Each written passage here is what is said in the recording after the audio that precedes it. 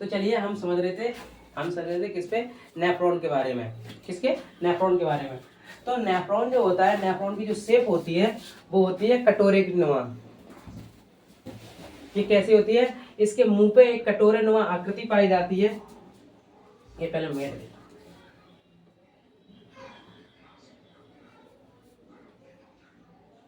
देखो, ये जो स्ट्रक्चर होता है, ये देखो, ये कटोरे के नुमा जो आकृति पाई जाती है इसे ही कहा जाता है बोमेनिया संपुट। क्या कहा जाता है? बोमेनिया संपुट। अब ये लिए कहां से? तो ये देखो, ये यहाँ पे देख रहे हैं, ये बहुत छोटी छोटी संख्या में होती है। जब इसको जूम करके देखा तो ऐसी इसका स्ट्रक्चर होता है। किसका? नेफ्रॉन का। और इन ऐसे ऐसे स्ट्रक्चर के 8 लाख ऐसी नसों से मिलकर बनी होती है ये दोनों किडनी। क्या बनी होती है? किडनी। तो उसी की हम बात करते हैं आज इसकी। ठीक है, तो इसके नुमा ये होती है, ये जारी नुमा जो आकृति होती है, ये देखो यहाँ पे, ये जो जारी नुमा जो आकृति दिख रही है ये वाली, इस आकृति को कहा जाता है ग्लोमेरुलस।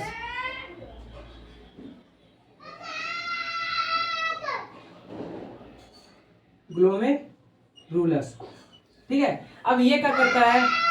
तो रक्त का जो कण होता है, ये रक्त के कणों को छानने का काम करता है। किसके? रक्त के कणों को छानने का काम करता है। रक्त के कणों को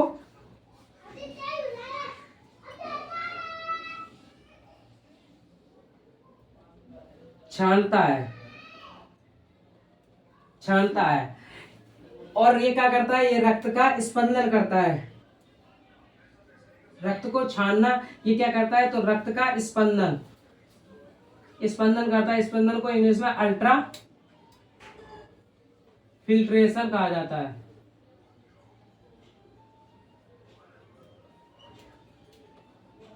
अल्ट्रा फिल्ट्रेशन कहा जाता है। ये क्या करता है? ये रक्त में जो पदार्थ होते हैं रक्त के कणों को छान लेता है। कण के जो भाग होते हैं, जैसे कि आरबीसी हुआ, डब्ल्यूबीसी हुआ, प्लेटेट हुआ, ये कड़िया भाग होते हैं, कार्पस जो होते हैं, तो उनको क्या करता है? छानकर ये वापस भेज देता है। रक्त के जो कण होते हैं उन्हें छानकर वापस भेज देता है शरीर में। और शरीर में क्या करता है? ये वापस भेज देता है। यहाँ पे लिख देते हैं, शरीर को वापस भेज देता है। शरीर में भेज देता है।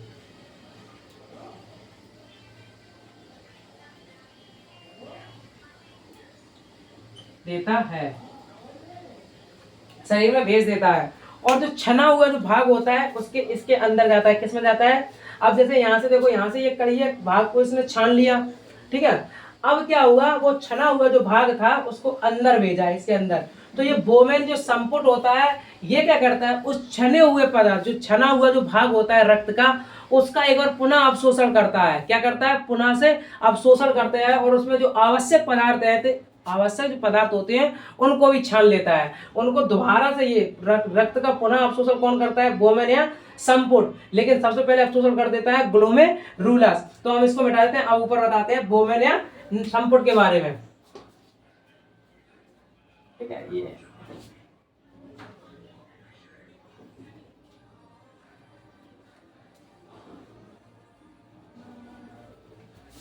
ये देखो, यहाँ पे क्या होता है? ये बोमेन या संपुट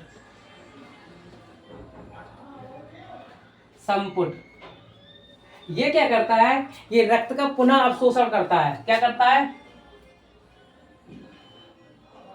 पुनः अवशोषण।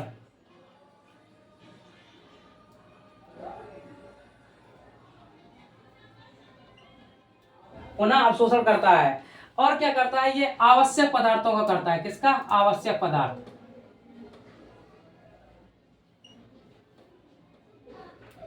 आवश्यक पदार्थ का क्या करता है? वो करता है, अवशोषण कर लेता है। और इस अवशोषण को इसमें क्या होता है? एक अपोहन जो क्रिया होती है, ये जो पुनः अवशोषण होता है, इस क्रिया को कहा जाता है डायलिसिस। क्या कहा जाता है? डायलिसिस क्रिया। जो डायलिसिस जो क्रिया होती है वो किसके मेथड द्वारा होती है? तो अपोहन की मेथड द्वारा होती है। ये चीज एक अलग होती है। जो अपोहन होता है उससे क्या करता है? अपोहन भी क्या करता है? ये अब्जॉर्प्शन करता है। वो एक फिजिक्स का टॉपिक है कि अपोहन से कैसे क्या होता है। जो तांबा जो होता है उसे अपोहन विधि द्वारा ही क्या करता था? अब वो किया जाता है, अब्जॉर्ब किया जाता है, पहले प्राप्त किया जाता है। तो इस क्रिया क्या कहा जाता है? डायलिसिस। डायलिसिस क्रिया कहा जाता है।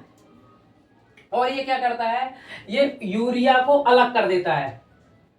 किसको अलग कर देता है, तो यूरिया को अलग करने का काम करता है। ये क्या करता है, यूरिया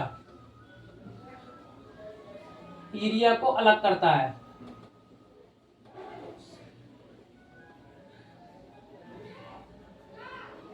अलग करता है।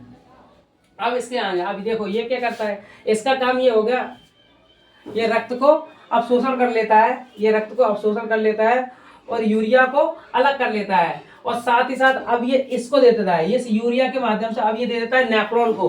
तो यहाँ पे डाल देते हैं नेफ्रॉन। क्या डाल देते हैं, नेफ्रॉन। तो नेफ्रॉन जो होता है, नेफ्रॉन क्या करता है, ये यूरिया का उत्सर्जन कर देता है। ये क्या करता है, ये यूरिया का उत्सर्जन कर देता है, उत्सर्जन करता है किसके, यूराइन के रूप में, और शरीर से बाहर निकाल देता है। क्या करता है, शरीर से बाहर निकाल देता है किसको, यूराइन को, यूरिया को शरीर से बाहर निकाल देता है। अब होता क्या है, देखो जो अमोनिया जो होती है, अब अमोनिया बहुत खतरनाक पदार्थ होता है। क्या होता है, बहुत खतरनाक पदार्थ है। तो इसको अमोनिया को यूरिया में, जबकि जो यूरिया जो होती है वो कम खतरनाक पदार्थ होता है। क्या होता है, कम खतरनाक पदार्थ होता है। तो उसको खतरनाक पदार्थ जो अमोनिया होती है उसको कम खतरनाक पदार्थ यानी कि यूरिया में बदलने का काम करता है कौन, ये जो क्या होता है, बोवेनिया संपुट। ये क्या करता है, ये किडनी, पूरे अगर देखा जाए तो सारी क्रिया किडनी के अंदर ही हो रही है। तो कहने का सेंस ये भी है, ओवरऑल में हम ये भी कह सकते हैं जो किडनी होती है वो अमोनिया को किस में बदल देता है, यूरिया में, और यूराइन के माध्यम से यानी कि यूराइन के रूप में शरीर से क्या कर देता है, उत्सर्जित कर देता है। क्या कर देता है, उत्सर्जित। तो ये जो नसें जो दिखाई दे रही हैं ये वाली, इन्हें यूरेथ्रा बोला जाता है। इन्हीं के माध्यम से क्या आता है, यूरिया आता है यूराइन के रूप में, और ये स्टोर रहता है इसमें ब्लैडर में, और इसके रास्ते ब्लैडर जो नेक होती है इसके रास्ते उत्सर्जित कर देता है। क्या कर देता है, उत्सर्जित कर देता है। तो इसके बारे में समझ गए, किडनी के बारे में। ठीक है, अब हम समझ लेते हैं जो यूराइन होता है उसके बारे में। तो चाहिए तो इसका एक स्क्रीनशॉट ले लीजिए। चलिए हम समझते हैं यूराइन के बारे में। यूराइन, इसे पेशाब कहा जाता है हिंदी में। ठीक है, अब क्या होता है, जो यूराइन जो होता है इसमें 95% मात्रा किसकी रहती है, तो जल की रहती है। इसमें 95% मात्रा किसकी रहती है, जल की। और फिर 2% जो मात्रा होती है वो रहती है यूरिया। क्या रहती है, यूरिया। और बाकी जो 3% होता है वो अन्य चीजें होती हैं, अन्य तत्व होते हैं। अब होता क्या है, जैसे कभी कभी, हाँ अब इसका जो पीएच जो मान होता है, इसका जो पीएच मान होता है, जो यूराइन जो होता है, यूराइन का पीएच मान होता है 4.8 से लेके 8.4 तक हो जाता है, यानी कि इसका गड़बड़ भी जाता है। तो इसका जो यूराइन का जो मान होता है वो 4.8 से लेकर 8.4 तक होता है। इस रूप से ये क्या होता है, ये अम्लीय होती है। कैसी होती है, अम्लीय। अगर पेशाब का जो स्वभाव, जो अगर बात करें उसके स्वभाव का, तो उसका जो स्वभाव होता है वो कैसा होता है, अम्लीय होता है। कैसा, अम्लीय। ये चीज हमने बता दिया था कि जो पीएच जो स्केल होती है पावर ऑफ हाइड्रोजन को दिखाता है, उसमें अगर 7 से कम होते हैं तो अम्लीय होते हैं, 7 से ज्यादा होते हैं तो क्षारीय होते हैं। तो इसका जो स्वभाव होता है कभी कभी क्षारीय भी हो जाता है, ये बढ़ भी जाता है कभी कभी, लेकिन इसका अम्लीय ज्यादा देखने को मिलता है। अब क्या होता है, एक बीमारी होती है यूरानिया बीमारी में क्या होता है, जो पेशाब जो होता है यानी कि यूराइन जो होता है उसमें अमोनिया की गंध ज्यादा आने लगती है। जैसे अब हम यूरिया का उत्सर्जन करते हैं यूराइन के रूप में, ये बात ठीक है, लेकिन वही यूरिया कुछ समय बाद फिर से अमोनिया बन जाती है। इसीलिए तुमने देखा हो कि जहाँ पर जो टॉयलेट ज्यादा रहती है उसमें कुछ देर बाद महक आने लगती है, बहुत ज्यादा महक आती है, गंध आती है। तो क्या होता है, यूरिया गंध इतनी नहीं देता है, लेकिन जो अमोनिया जो होता है वो फिर से गंध देने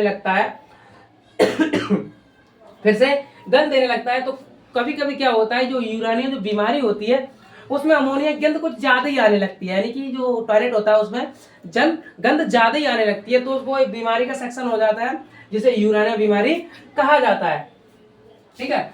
अब बात करते हैं इसका जो पीला, इसका जो रंग होता है किसका, टॉयलेट का। टॉयलेट का रंग अगर पीला होता है वो किसके कारण होता है, तो वो होता है यूरोकॉम के कारण। यूरोकॉम के कारण इसका रंग पीला होता है। जबकि जो मल जो होता है जिसे कायल कहा जाता है, मल का जो रंग होता है वो ब्लूरुबिन के कारण होता है। उसे ब्लूरुबिन का जो मतलब जो बनाता है वो बनाता है लीवर। तो मल का पीला रंग ब्लूरुबिन के कारण होता है। जबकि जो यूरियन होता है यानी कि पेशाब होते हैं, यूरियन का पेशाब का रंग यूरोकॉम के कारण क्या होता है, पीला होता है। ठीक है। अब हम बात करते हैं किडनी से सहित बीमारी। किडनी से सहित बीमारी, तो जो किडनी जो होती है इससे कुछ बीमारी भी होती है। किडनी से होने वाली बीमारी,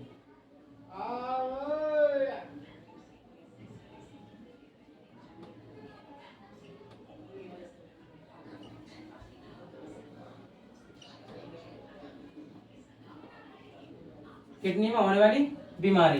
ठीक है। अब हम बात करते हैं किडनी में होने वाली बीमारी। तो किडनी में कई तरीके की बीमारी होती हैं, जैसे जो पथरी जो होती है, पथरी वो भी किडनी में हो जाती है। वो किडनी में जो पथरी होती है, वो किडनी पथरी जो होती है वो कैल्शियम ऑक्सलेट की बनी होती है। पथरी शरीर में दो ही जगह होती है, हमारी बॉडी में जो पथरी होने के जो चांसेस होते हैं वो दो ही जगह होते हैं, एक तो लीवर में, रुकियो देखते हैं किडनी में होने वाली बीमारी। तो किडनी में एक जो नॉर्मल जो बीमारी होती है पथरी होना, वो हो ही जाती है। जो हमारी बॉडी होती है उसमें दो ही जगह ज्यादातर पथरी देखने को मिलती है, होने के जो चांसेस होते हैं वो दो जगह ज्यादा होते हैं, एक तो लीवर में होगी या फिर किडनी में होगी। तो किडनी में पहले डाल देते हैं पथरी होना। पथरी होना, पथरी होना ये क्या होता है, इसमें जो पथरी होती है वो किसकी बनी होती है, कैल्शियम ऑक्सलेट की।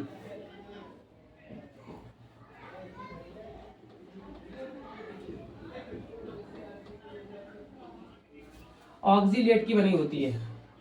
किसकी बनी होती है, कैल्शियम ऑक्सलेट की। और क्या होता है, देखो एक होता है ग्वाइट रोग। ग्वाइट रोग क्या होता है, गठिया रोग होता है।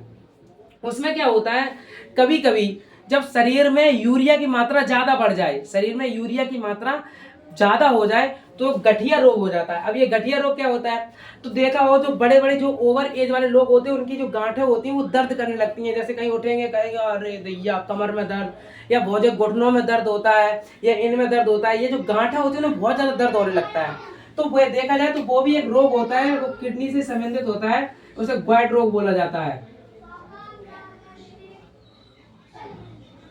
ग्वाइट रोग,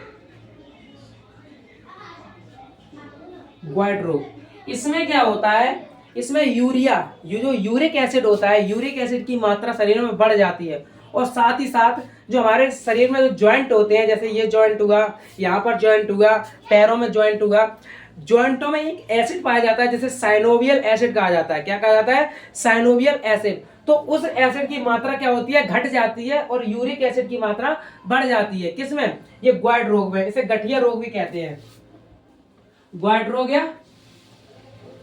गठिया रोग,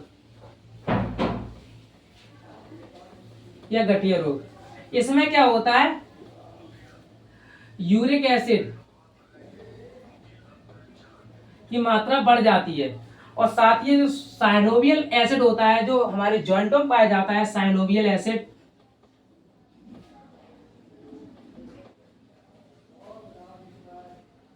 साइनोवियल एसिड इसकी मात्रा घट जाती है और इसमें जोड़ों में दर्द होने लगता है। क्या होने लगता है, दर्द होने लगता है। अब जो तीसरा जो होता है, कभी कभी ये किडनी जो होती है ये अच्छे से काम नहीं करती है तो किडनी खराब भी हो जाती है।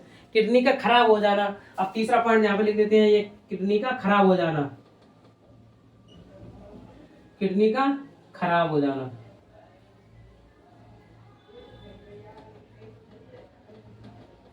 खराब होना, किडनी का खराब होना। इसमें क्या होता है, देखो कभी कभी किडनी खराब हो जाती है तो क्या होता है, एक किडनी से भी काम चल जाता है, क्योंकि जो रक्त का जो छानने का काम कर रहे थे वो दोनों एक ही काम करती हैं।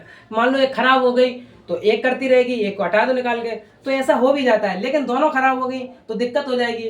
क्यों, क्योंकि जो रक्त का जो छानने का जो काम कर रही थी वो किडनी कर रही थी। अब कोई तो एक होना चाहिए, मान लो दो है, जैसे कि दो कोई काम को, जैसे मान लो कोई काम को दो करने वाले हैं, चलो एक को भेज दिया तो एक तो करता रहेगा, लेकिन अगर दोनों को भेज दोगे तो कहाँ से होगा।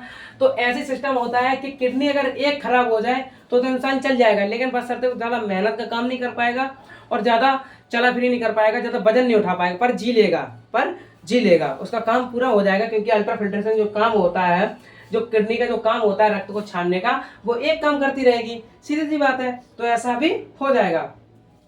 तो किडनी खराब होना तो एक किडनी से भी काम चल जाता है, यहाँ पे लिख देते हैं, ठीक है। एक किडनी से भी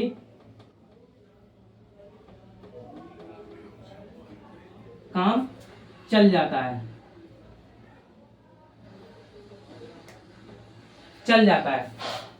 अब क्या होता है, अब मान लो दोनों खराब हो गई, क्या होगी, दोनों खराब हो गई तो किडनी का ट्रांसफर भी हो जाता है, किडनी हटा के दूसरी भी लग जाती है।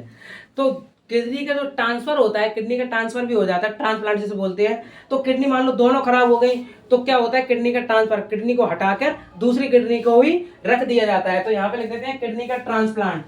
अगर हम चौथी बात करें तो किडनी का ट्रांसप्लांट, किडनी ट्रांसप्लांट।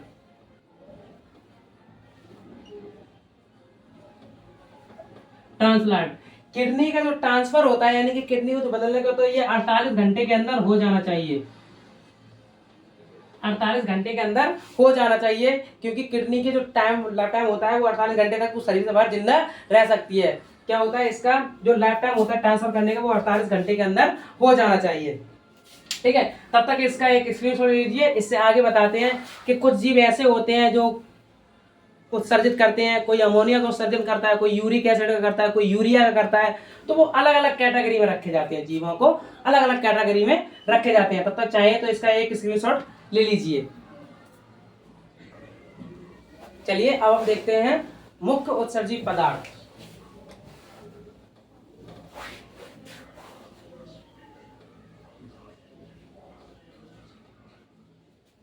उत्सर्जी पदार्थ, देखो इसका क्या होता है कि मुख्य उत्सर्जी पदार्थ का मतलब है कि उत्सर्जन में क्या क्या उत्सर्जित करते हैं। तो ये हर तरीके से अलग अलग तरीके का, जैसे पेड़ पौधे जो होते हैं, पेड़ पौधे वो उत्सर्जन ग्रुप में, ये नहीं कि यूरिया निकालते हैं फिर वो निकालते हैं, अमोनिया निकालते हैं, उनका अलग उत्सर्जी पदार्थ होता है। तो गोंद जो होता है, गोंद उत्सर्जी मुख्य पदार्थ। तो इसमें देखो पहला अगर हम बात करते हैं तो प्लांट की, प्लांट यानी कि पेड़ पौधे, पेड़ पौधा, ये क्या करते हैं, ये उत्सर्जन के रूप में, यानी कि उत्सर्जी यानी कि उत्सर्जित पदार्थ के रूप में क्या करते हैं, गोंद यानी कि लाशा निकालते हैं, गोंद और लाशा निकालते हैं। अब ये क्या होता है, जैसे पेड़ जो होता है, पेड़ जब पेड़ पर कोई चीज नुकीली मार दो तो उसमें कुछ लसलसा पदार्थ से निकलने लगता है। जैसे कहीं काट दिया या कहीं छील दिया तो उसमें भी लसलसा पदार्थ निकल लेता है, वो भी उनका उत्सर्जी यानी कि अपशिष्ट पदार्थ होता है। तो गोंद जो प्लांट जो होते हैं, पेड़ पौधे जो होते हैं, उनका उत्सर्जी जो पदार्थ होता है वो होता है गोंद या लाशा, गोंद या लाशा। अब बात करते हैं, देखो एक होता है यूरियोटैलिक। क्या होता है, यूरियोटैलिक,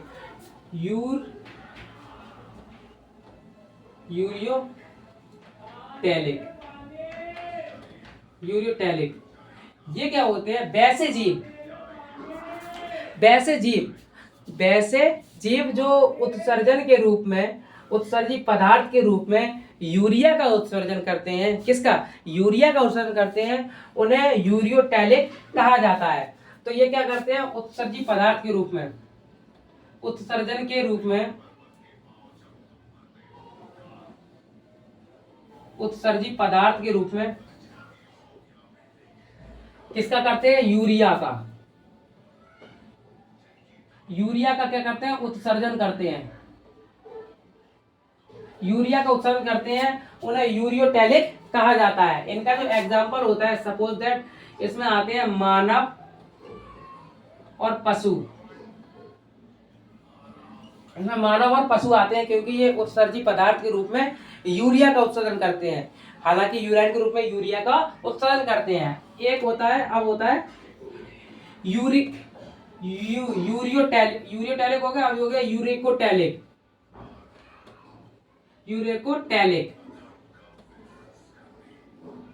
इसमें क्या होता है देखो, वैसे जीव जंतु जो उत्सर्जी पदार्थ के रूप में यूरिक एसिड का उत्सर्जन करते हैं, ये यूरिया का उत्सर्जन कर रहे हैं, ये यूरिक एसिड का, तो वैसे वैसे वैसे जीव जंतु जो उत्सर्जी पदार्थ के रूप में, उत्सर्जी पदार्थ के रूप में किसका उत्सर्जन करते हैं, यूरिक एसिड का। किसका, यूरिक एसिड का। यूरिक एसिड का क्या करते हैं, उत्सर्जन करते हैं, उन्हें यूरिकोटैलिक कहा जाता है। इसका जो एग्जाम्पल होता है, इसमें रेंगने वाले आते हैं, रेंगने वाले जीव, रेंगने वाले जीव एवं सरीसृप भी आते हैं। अब इसका अगला नेक्स्ट है, एक होता है एमिनोटैलिक। एमिनोटैलिक का मतलब होता है, यहाँ पे लिख देते हैं एपेनोटैलिक,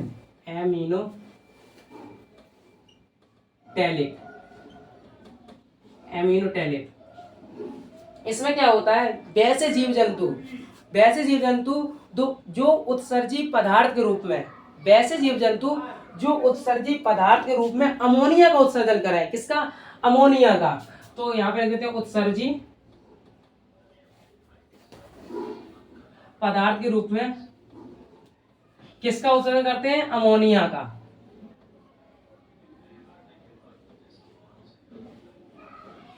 अमोनिया का उत्सर्जन कर रहे हैं, उन्हें एमिनोटैलिक कहा जाता है। क्या कहा जाता है, एमिनोटैलिक। इसका जो एग्जांपल है वो होता है मछली। मछली क्या करता है, मछली अमोनिया का उत्सर्जन करती है, किसमें, उत्सर्जी पदार्थ के रूप में अमोनिया का उत्सर्जन करती है। इसका नेक्स्ट है ग्वानोटैलिक।